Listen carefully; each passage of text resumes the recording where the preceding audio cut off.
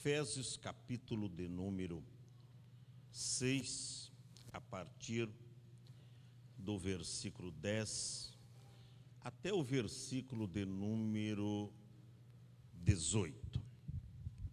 Uma palavra que Deus colocou no nosso coração, e eu creio ser esta vontade de Deus para as nossas vidas nesta noite. Todos encontraram? Digam amém. Leamos, portanto, a palavra de Deus que nos diz assim: no demais, irmãos meus, fortalecei-vos no Senhor e na força do seu poder. Revesti-vos de toda a armadura de Deus, para que possais estar firmes contra as astutas ciladas do diabo. Porque não temos que lutar contra carne e sangue, mas sim contra os principados, contra as potestades, contra os príncipes das trevas desses séculos, contra as hostes espirituais da maldade nos lugares celestiais. Portanto, tomai toda a armadura de Deus para que possais resistir no dia mau e, havendo feito tudo, ficar firmes. Estais, pois, firmes, tendo cingido os vossos lombos com a verdade, e vestida a couraça da justiça, calçados os vossos pés na preparação do evangelho da paz, tomando sobretudo o escudo da fé, com o qual podereis apagar todos os dardos inflamados do maligno. Tomai também o capacete da salvação e a espada do Espírito, que é a palavra de Deus, orando em todo o tempo com toda a oração e súplica no Espírito, e vigiando nisso com toda a perseverança e súplica por todos os santos. E você diga amém.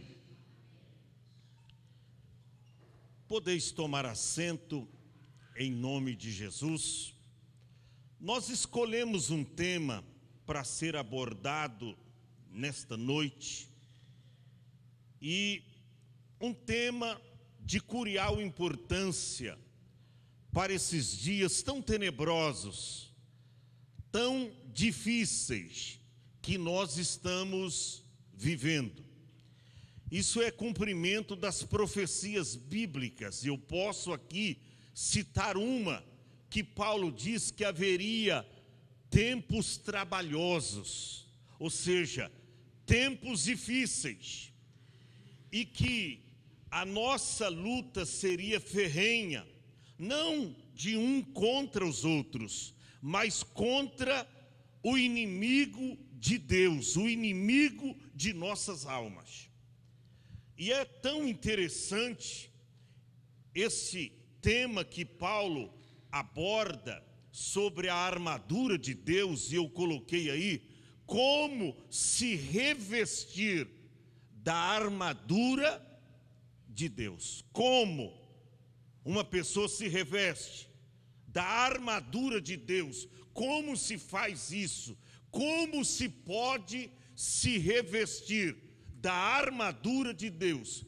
Que inclusive, talvez você pense que não, mas ela está à nossa disposição.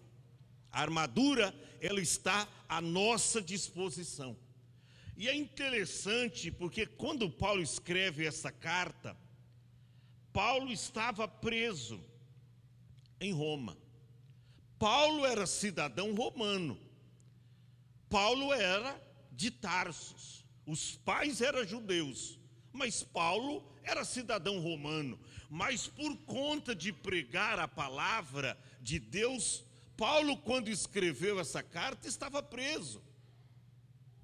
mas o seu espírito estava livre, e ele poderia, lá de dentro da prisão, escrever esta carta para a igreja de Éfeso.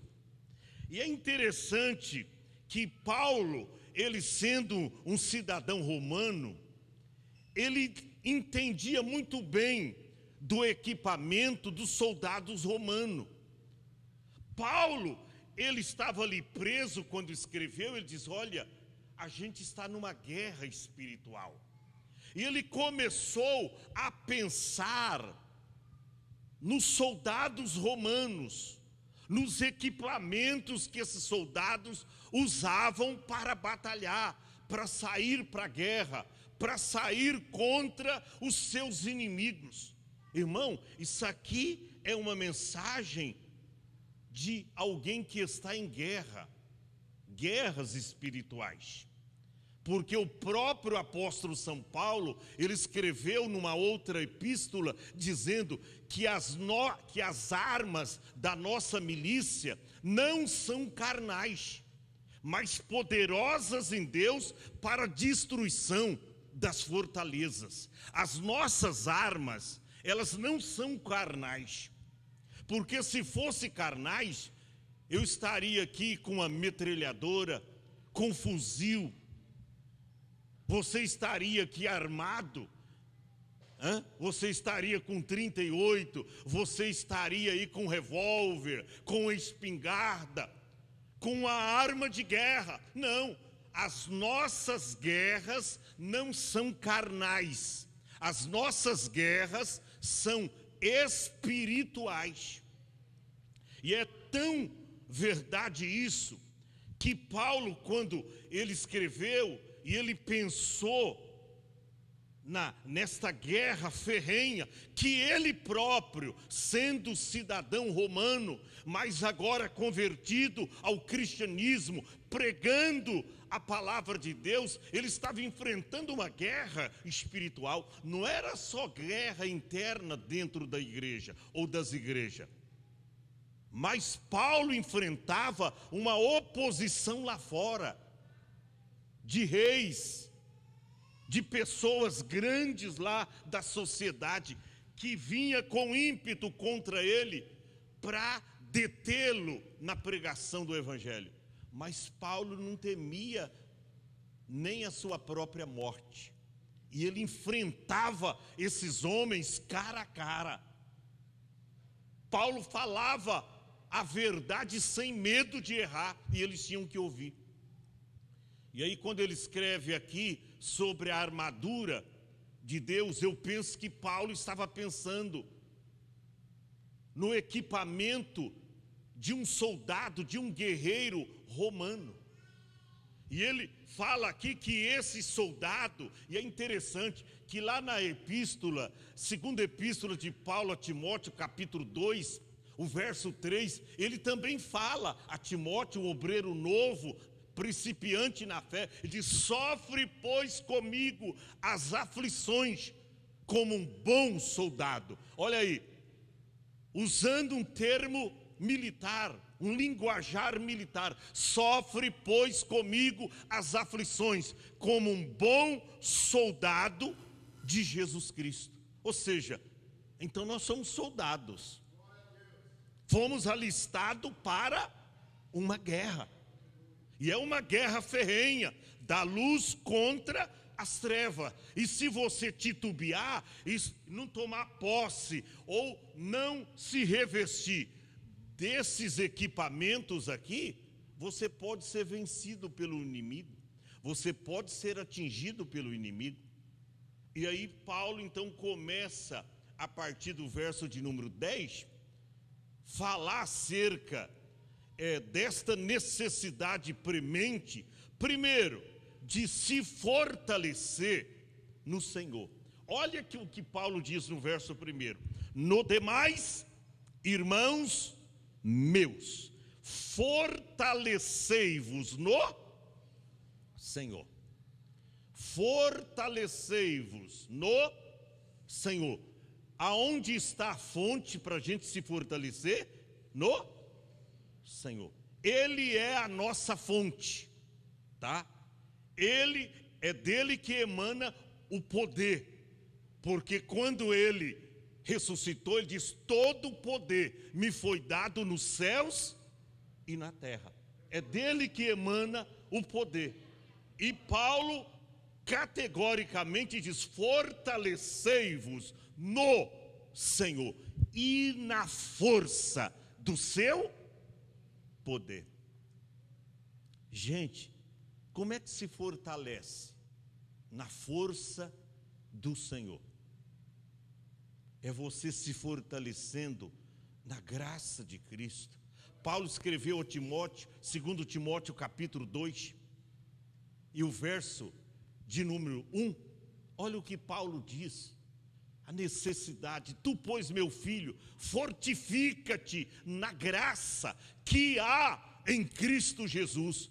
Como o cristão, ele se fortalece no Senhor, é ele se fortalecendo na graça do Senhor, se fortalecendo na graça, porque o próprio Jesus disse: sem mim nada podeis fazer.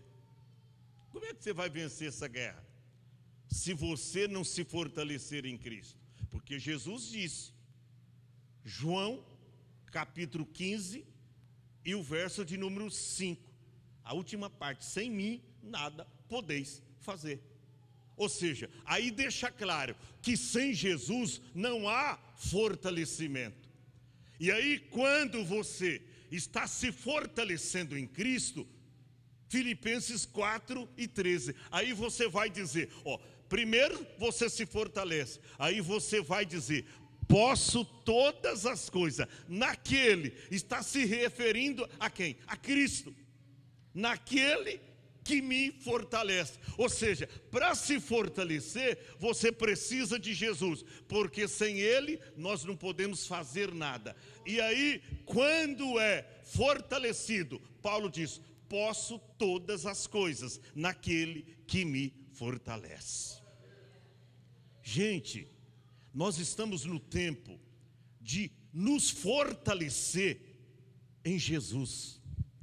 Como é que se fortalece na força do Senhor? Olha para cá, é você orando, é você jejuando, é você lendo a Bíblia diariamente, é você mantendo, olha para cá, uma ininterrupta comunhão com Deus.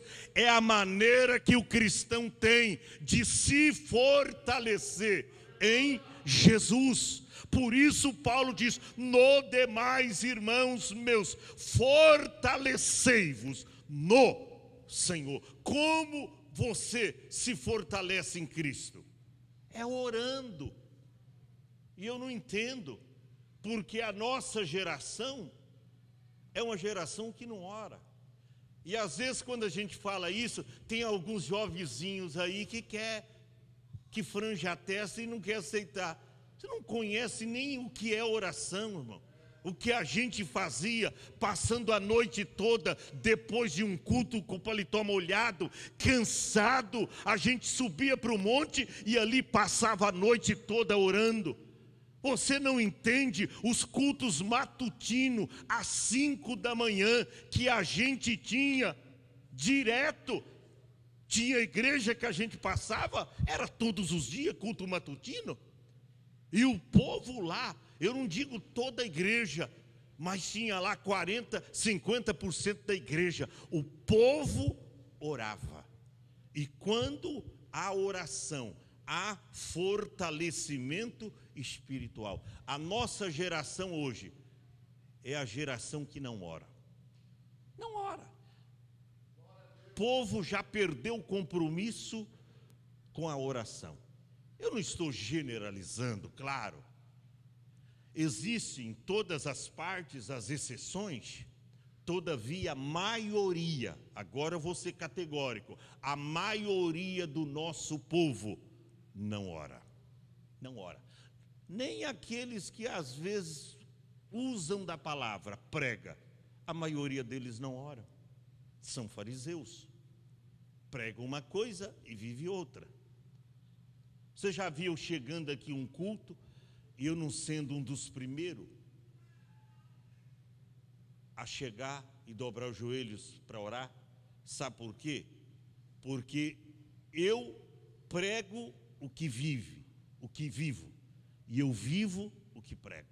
Vocês nunca vão ouvir aqui sair da minha boca algo que eu não vivo. Eu sempre prego aquilo que eu vivo no meu dia a dia. Pastor, mas então sou... Não, eu estou fazendo apenas o que eu devo fazer. É minha obrigação, é o meu dever. Orar é dever de cristão.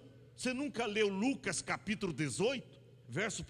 Jesus lá contando para os discípulos. O que, pastor? Uma parábola. Sobre o quê? Sobre o dever de orar uma vez por semana, amém? 2 vezes nos cultos da quarta e do domingo, é isso?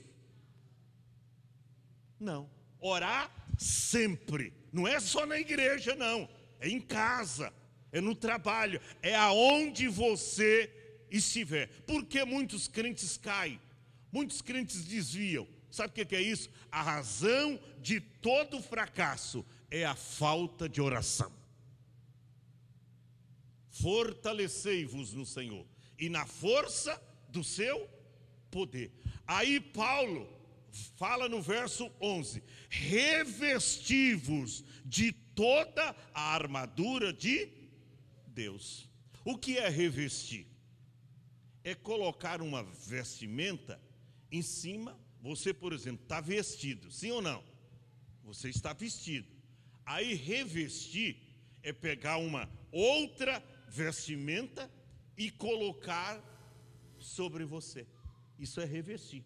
E Paulo fala exatamente isso. Por quê? Porque as nossas vestimentas para Deus nos servem para essa peleja, para esse combate, para a guerra que nós estamos enfrentando.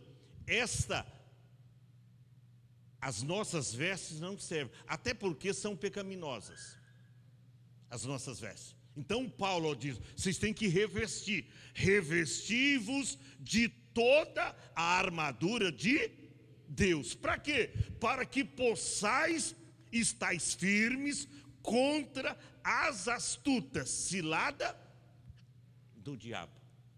Você vê que o diabo, ele prepara laços. O diabo, ele prepara ciladas. E a gente deve nos revestir de toda. E eu grifei aqui na minha Bíblia. Por que toda a armadura de Deus? Porque não vale a pena, ou não vai adiantar você se revestir de algumas. Na que você for mais vulnerável, o diabo vai te atingir. Porque o diabo sabe aonde está a nossa vulnerabilidade. Sim ou não? O diabo sabe. O diabo ouve, o diabo enxerga, o diabo vê. Ele sabe. Se o seu problema é o dinheiro, o diabo vai jogar dinheiro até na rua para você pegar. O diabo vai preparar até laços para você pôr a mão naquilo que não é teu. Se ele sabe que se a sua fraqueza é o dinheiro, se a sua fraqueza é mulher, o diabo vai preparar os laços. E assim sucessivamente. Por isso que Paulo diz que a gente tem que se revestir de toda a armadura, não é de algumas. Não adianta ter alguns desses equipamentos. Você tem que ter toda a armadura completa, para que possais estar firmes contra as astutas ciladas do diabo. E Paulo deixa claro, no verso de número 12, porque não temos que lutar contra carne e sangue. Porque se a nossa luta fosse contra carne e sangue, irmão, a gente ia correr atrás para comprar um revólver de maior calibre, né? Para comprar uma metralhadora, ainda que velha, ainda que sai um tiro, o outro não sai, mas a gente ia correr atrás. Opa, a gente tem que se equipar, a gente tem que se preparar. Mas a nossa luta, aí está, olha, bem legível, bem patente diante dos nossos olhos. Porque não temos que lutar contra carne o sangue. Isso significa que a nossa luta não é humana, é espiritual. Estamos numa batalha espiritual. Olha para cá, nós estamos numa batalha espiritual. Você não sabe, mas isso acontece. Quando você vai chegando 18 horas, 18 e pouco, e você, intencionado a vir no culto, você pega o livro da capa preta, agora tem vermelho, agora tem de outras cores, e você põe debaixo do braço e diz, opa, eu vou para a igreja. O diabo fica raivoso, o diabo fica furioso. Não tem algumas coisas, os imprevistos que acontecem, bem no momento cruciante de você sair de casa, você chega para pegar o carro, o pneu está murcho, o pneu do carro está murcho. Por que não esvaziou quando você estava andando? Não, parece que quando você pôs na garagem estava tudo normal. Aí um prego lá, pronto, está murcho. Aí não vai dar. Até eu vou sujar roupa, eu vou ter que pegar. Não vai dar. Aí para você desistir. Por quê? Porque o diabo sabe que quando você vem para cá, você tem mais probabilidade de vencê-lo, de reabastecer, de se revestir de Deus. E o diabo vai fazer tudo para te impedir. Mas eu glorifico a Deus pela sua vida aqui nesta noite, porque mesmo que o diabo lutou contra você, mesmo que o diabo se levantou, quem sabe lá entre as suas vizinhanças, quem sabe lá no seu lar, usando alguém, mas você não ficou detido em casa, você veio e você está aqui ouvindo essa palavra. Mas você precisa entender, jovem, você precisa entender, meu irmão, que esta é a nossa luta. Não temos que lutar contra carne e sangue, mas sim contra. E ali Paulo destaca os principados. Gente, é só gente grande, é só poderes grandiosos. Tem gente que pensa, o diabo é fraco. Fraco é você, irmão. O diabo não é fraco, não. Eu já vi pregador pregando, diz, irmão, vamos levantar os pés aí e vamos pisar em cima da cara do diabo. Vamos faz até assim. Quem é você para fazer isso, irmão? A Bíblia diz, lá em Romanos, que em breve Deus colocará e esmagará Satanás debaixo dos vossos pés. Está lá em Romanos, os últimos capítulos e versículos, você vai ver. Deus vai colocar em breve, não é eu que tenho esse poder, não, sabe, eu vi pregador fazendo isso, dali um mês estava desviado, o diabo preparou um rabo de saia para ele, pum, caiu, até com a irmã da igreja. O diabo não é fraco como a gente pensa, não, você tem que se revestir de Deus para vencê-lo. Então, olhe para a palavra. A nossa luta não é contra carne, contra sangue, mas primeiro, contra os principados. Segundo, contra as potestades, contra os príncipes das trevas desse século. Quem é o príncipe desse século? O diabo. Está lá em Coríntios, 2 Coríntios capítulo 4, verso 4, no qual o Deus desse século, não está falando Deus com D minúsculo, maiúsculo não, é com D minúsculo, está se referindo a Satanás, nos quais o Deus desse século cegou o quê?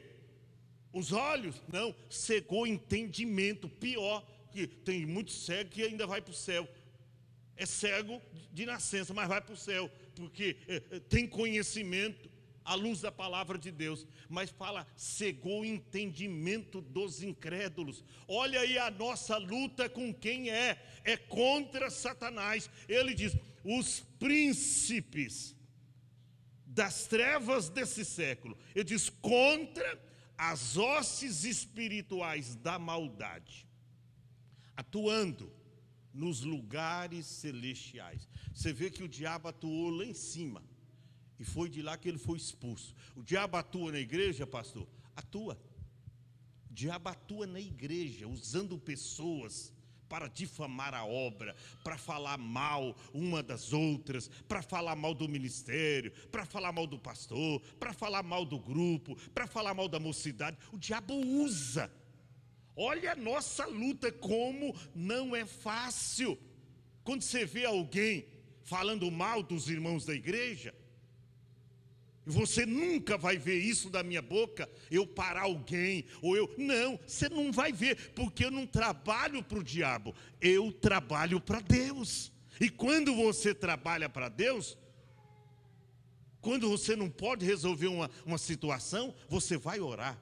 Jamais você vai difamar alguém, jamais você vai falar mal de alguém, porque você trabalha para Deus. Então, ele diz que a nossa luta é contra as hostes espirituais da maldade, até nos lugares celestiais. A igreja não é um lugar celestial, sim ou não? A igreja é um reino, é um lugar celestial. E a Bíblia diz que ele atua nessa esfera também. Aí, eu vou falar agora desse equipamento, para você entender. Até então, um pano de fundo. Aí Paulo começa a enfatizar a necessidade premente de se revestir de toda a armadura de Deus. E o primeiro destaque que Paulo dá aqui está no verso de número 13. Ele diz: portanto, tomai toda a armadura de Deus. Ele diz, repete novamente: toda a armadura de Deus. Toda a armadura de Deus. Toda a armadura de Deus. Para que possais resistir no dia do mal. Quem sabe qual é o dia do mal? Ninguém sabe. Às vezes nós somos surpreendidos pelo mal.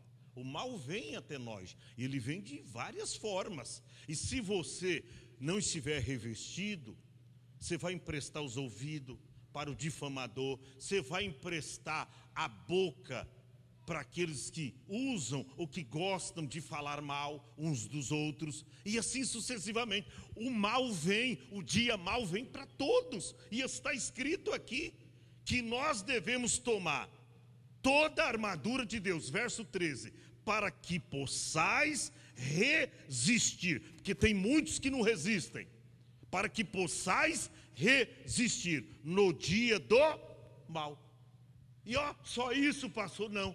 E havendo feito isso, cumprindo o seu dever, cumprindo a sua obrigação, Paulo diz ainda: e havendo feito tudo isso, ficar firmes, vigilante, sóbrio. Por quê? Porque se o diabo não te atingiu de uma forma, ele vai lutar contra você para atingir você de outra. Às vezes eu digo, e é pura verdade, que o diabo ele pensa o seguinte: olha, eu não preciso ter pressa para derrubar esse cristão, porque ele é ainda novo, ela ainda é nova, eu tenho a vida toda dessa pessoa para armar um laço contra. Tem gente que agora, depois de velho, crente velho, está perdendo o juízo. O diabo não viu que ela vigiou lá atrás, mas agora o diabo está do lado e ele não sabe que é o diabo. O diabo é astuto, preste atenção, ele tem a vida toda para nos derrubar. E ele é o seguinte, ele analisa o seguinte: se eu não conseguir derrubar essa pessoa hoje, amanhã eu vou tentar de novo. Se não amanhã, depois da manhã. Eu tenho a vida toda dessa pessoa para fazer isso, porque esse é o trabalho do diabo.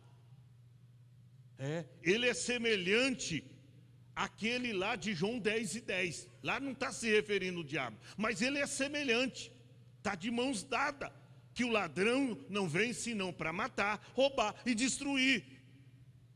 Mas Jesus veio para dar vida e vida com abundância. Então preste atenção, ele tem a vida inteira da pessoa para derrubá-lo. É por isso que você vê, tem gente que fica tantos anos na igreja impecável, fiéis, obediente, andando na luz, rejeitando todo tipo de trevas, rejeitando todo tipo de conversações erradas, todo tipo de pecado. Ele não aceita, mas de repente ele começa a aderir às artimanhas de Satanás, porque Satanás é astuto. Ele sabe aonde reside o seu ponto fraco, e é ali que ele vai, todo dia vai respingar ali, até você conseguir abrir uma brecha para ele. E você abrindo a brecha, o diabo vem e entra. Aí Paulo então, o que ele faz? Ele manda revestir de toda a armadura. E havendo feito tudo isso, ficai firme. Aí ele diz, verso 14: estais, pois, firmes, tendo cingido os vossos lombos com a verdade. Primeira coisa que Paulo fala aqui, diga assim comigo, o cinturão da verdade. Irmão, a verdade é o fundamento da nossa defesa contra as mentiras e os enganos do nosso inimigo, ou seja, do nosso adversário. Escute bem isso, verdade em tudo, tá? É uma proteção contra o inimigo, a verdade em tudo. Por quê? Porque nós aprendemos lá no princípio, lá no primórdio da nossa fé, que o cristão, ele foi chamado para viver uma vida de verdade. O que Jesus disse? João 8,32. E conhecereis a mentira, e conhecereis a verdade. Por isso que aí fala cinturão da verdade. Cinturão da verdade. Por quê? E conhecereis a verdade, e a verdade vos libertará. Todos nós sabemos que a verdade é Cristo, porque João 8:36 está escrito: se pois o Filho vos libertar, verdadeiramente sereis livres. Então, nós estamos livres. Nós fomos libertos da mentira, do pecado, das coisas erradas dessa vida, para viver agora com o cinturão da verdade. Olha o que Paulo diz, Efésios 4:25. Efésios 4:25, voltando aí um pouquinho, olha aí.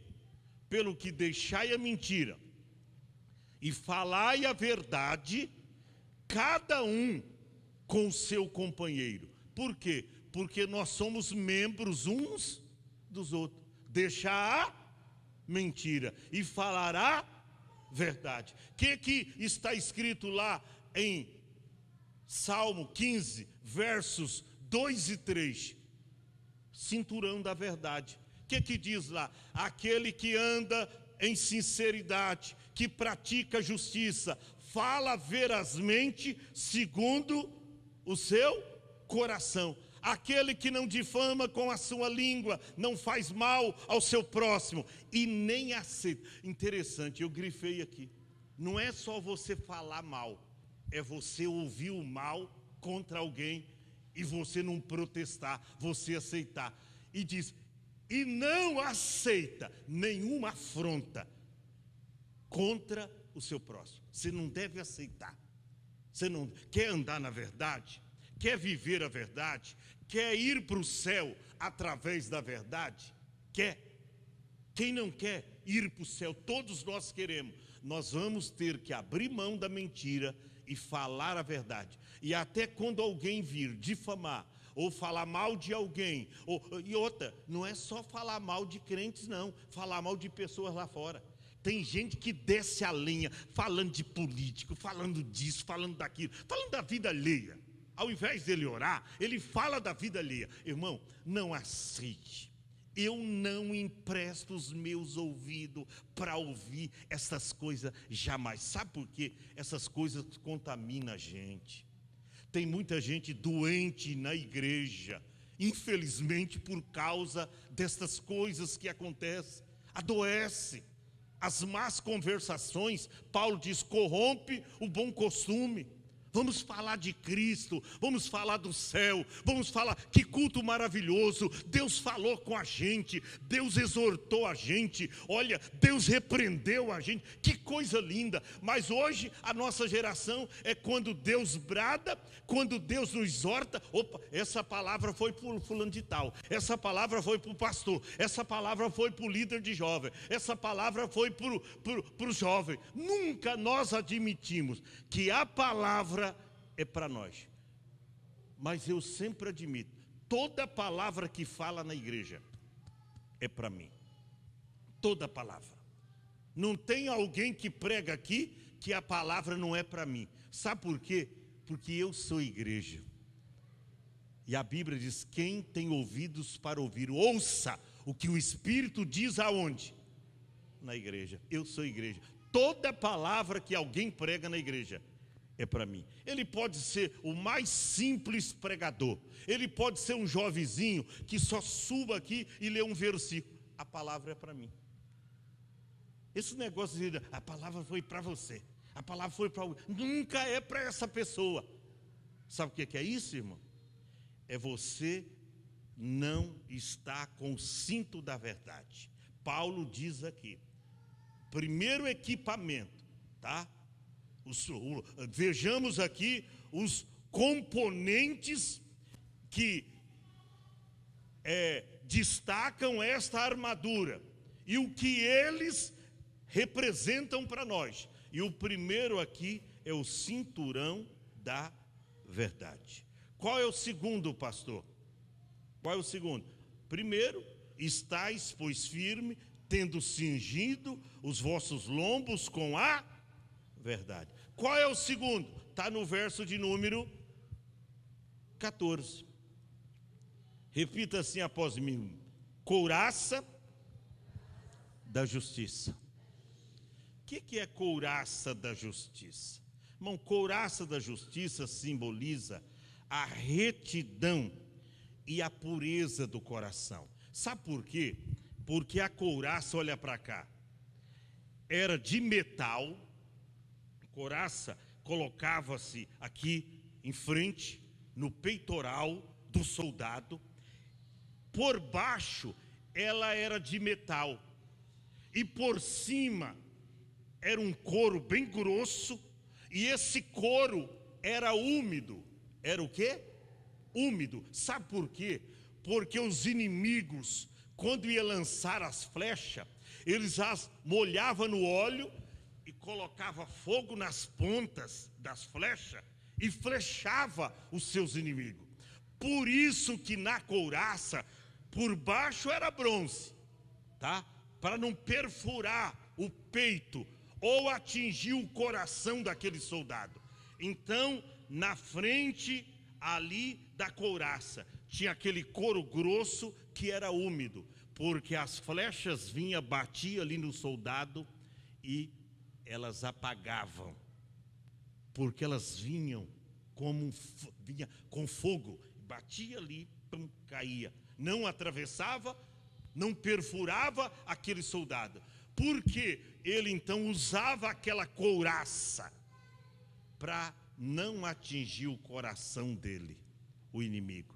Olha para cá, irmão, tem muita gente aí com o coração enfraquecido, com o coração doente, porque o inimigo veio e flechou, e ele estava sem a couraça da justiça. Couraça da justiça. E ele aderiu às palavras, ele deu ouvido, ele infelizmente não vigiou. Aí o inimigo preparou o laço e ele caiu. Gente, olha para isso aqui. Eu estava preparando essa palavra, eu fiquei maravilhado. Paulo primeiro fala do cinto, tá? Que era uma proteção, que até ajudava a segurar a couraça, que era um suporte para a couraça, que Paulo fala aqui. E aí ele fala exatamente da couraça da justiça. Aí quando você lê Mateus 6:33, o que Jesus diz? Buscai primeiro o reino de Deus e a sua, está vendo aí? Justiça. A nossa salvação é pela justiça de Deus. Couraça, representando justiça. Buscai primeiro o reino de Deus e a sua justiça, e as demais coisas vos serão acrescentadas. Provérbios 21, verso 3. Olha o que diz, Provérbios 21 e 3.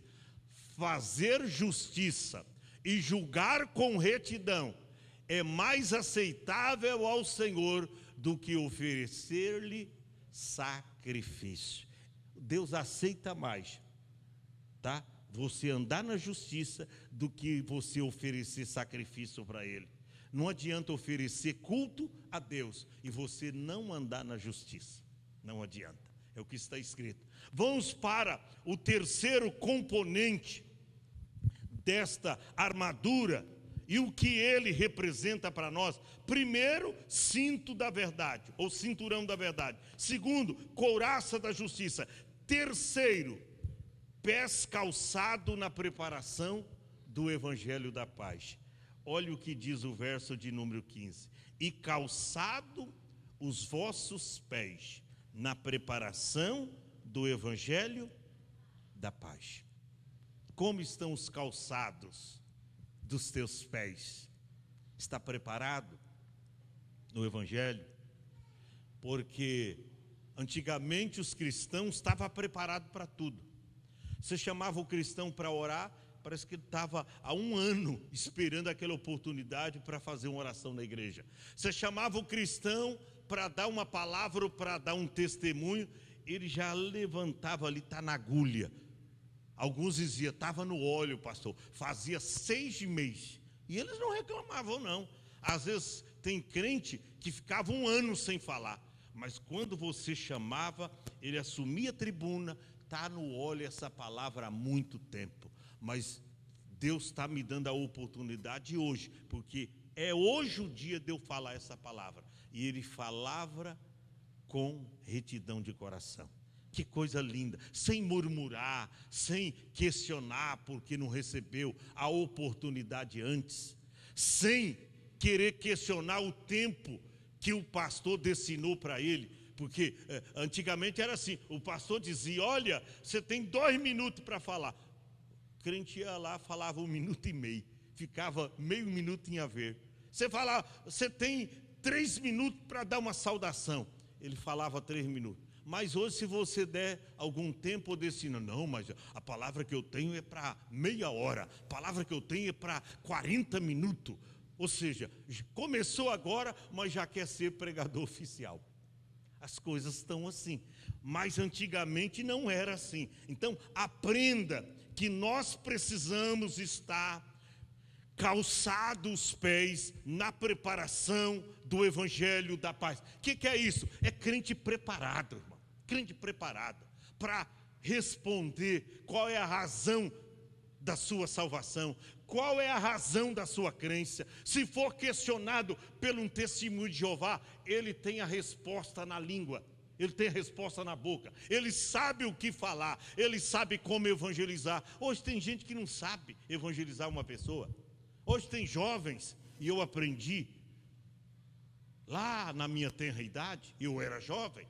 Hoje tem muitos jovens que não sabem evangelizar, não sabem trazer os seus amigos para Jesus. Eu vinha para o culto e eu trazia 8, 10.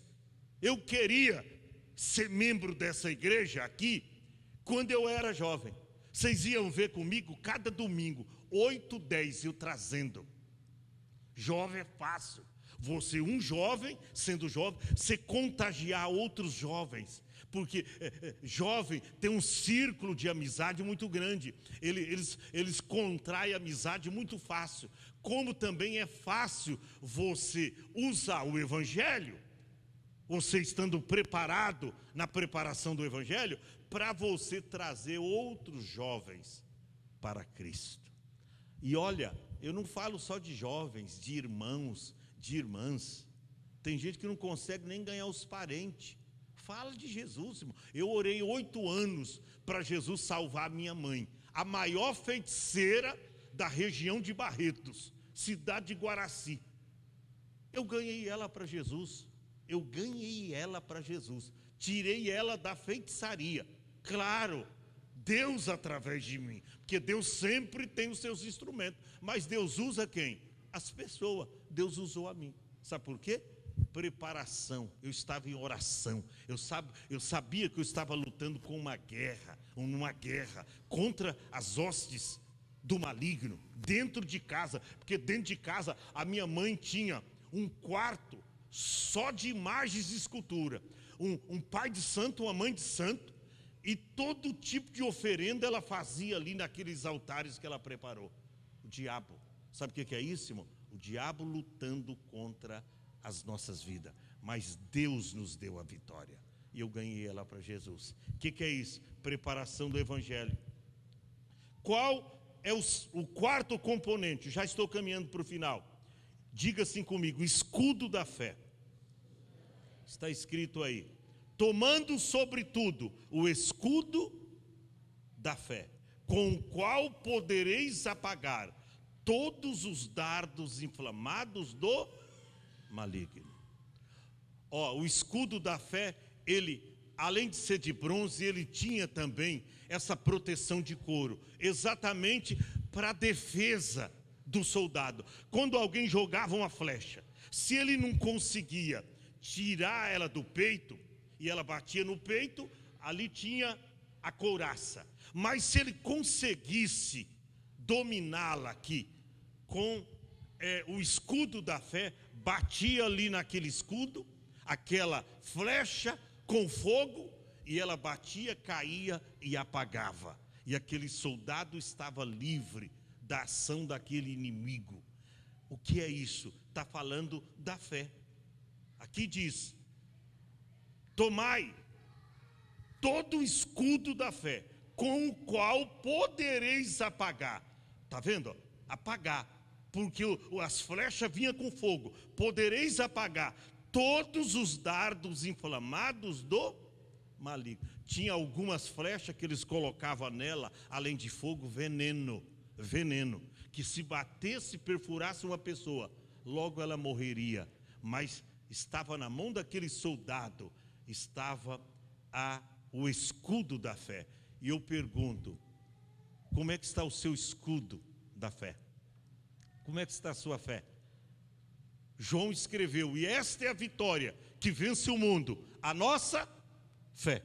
Como é que está a nossa fé? Será que você se mantém firme na fé, resoluto? Aquele crente firme na fé, que não se dobra diante da circunstância, diante dos problemas. Aquele crente firme. Paulo diz: eu combati o combate, eu terminei a minha carreira, mas eu fiz o quê? Eu guardei a fé. Qual é o meu temor? É que Jesus vem e não encontra fé na terra.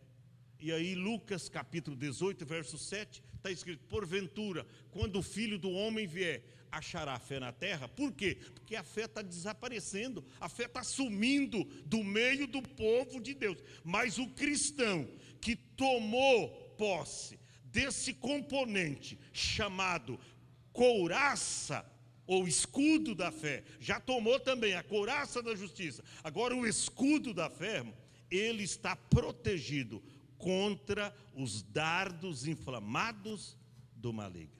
Pastor, mas é só isso? Não. Qual é o sexto equipamento? Diga assim comigo: capacete da salvação. Olha o verso de número 12. Tomai também o capacete da salvação. Capacete da salvação. Capacete era colocado, coloca aquela figura, aquela imagem, Guilherme. Aparece na cabeça do soldado o quê? Um capacete. O capacete era a proteção para a cabeça daquele soldado. Sabe o que o diabo quer nos atingir, irmão? É na cabeça. Porque aqui está a fonte das nossas decisões. Vem aqui, está na cabeça. Tem gente que pensa que é o coração. Não é o coração, não. Primeiro na cabeça. É por isso que a sua cabeça tem que estar ligada a Jesus. A sua cabeça tem que estar ligada a Cristo. Por quê? Senão você vai pensar besteira. Você vai tomar decisões erradas pela tua cabeça. Mas se a tua cabeça, aleluia, estiver protegida com o capacete da salvação, você estará imune aos ataques do inimigo. Ele ataca primeiro aonde? Na cabeça.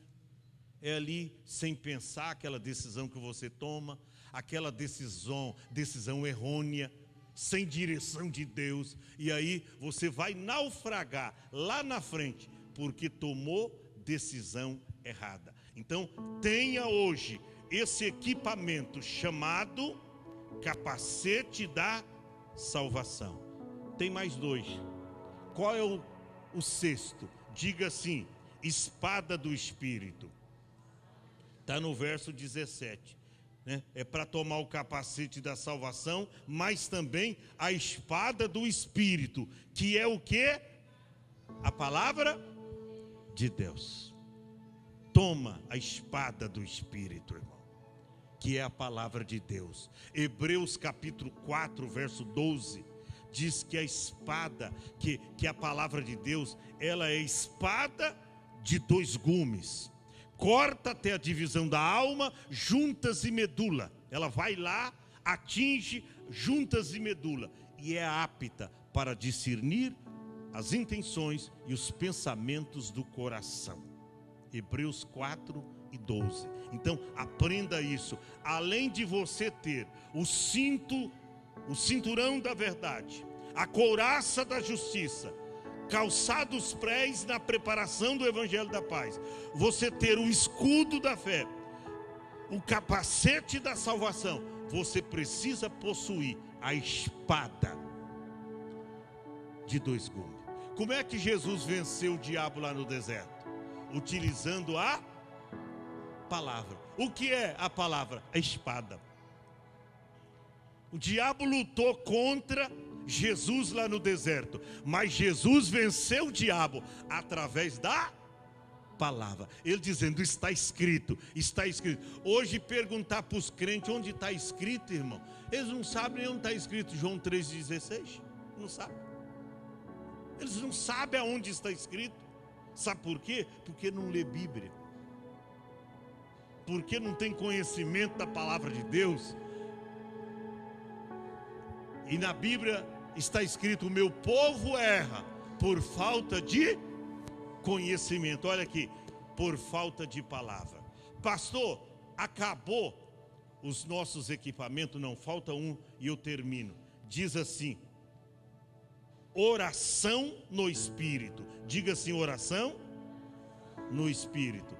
Embora, irmão, não seja descrito como uma peça da armadura, a oração é listada como um recurso vital para você lutar contra Satanás.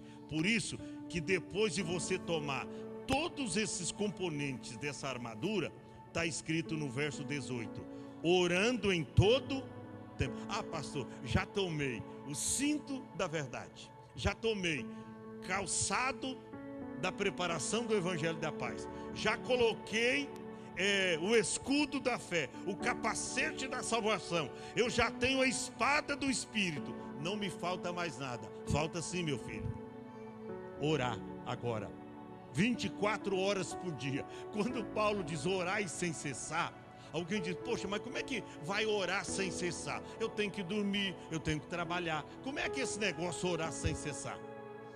Até no espírito, irmão, o verdadeiro cristão, ele ora. Paulo diz: orando em todo tempo, com toda a oração e súplica no espírito.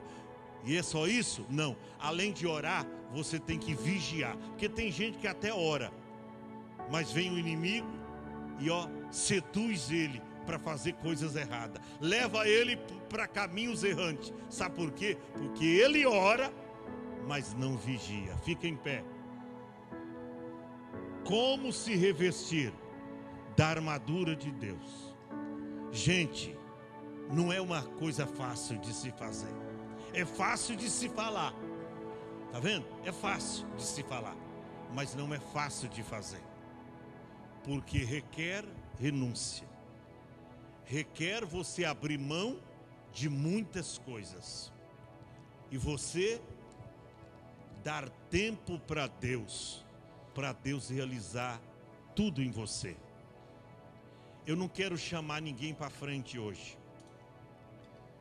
mas aonde você estiver, você vai orar a Deus, para que Deus faça uma visitação. Deus sabe como te equipar, Deus sabe como te proteger do mal. Olha para cá, Deus sabe como te brindar do mal, Ele sabe. Só Ele tem o cinto da verdade, a couraça da justiça, o capacete da salvação, a espada do Espírito, o escudo da fé. Só Deus tem esses equipamentos, e Ele pode te dar hoje aqui. Nós vamos louvar a Deus.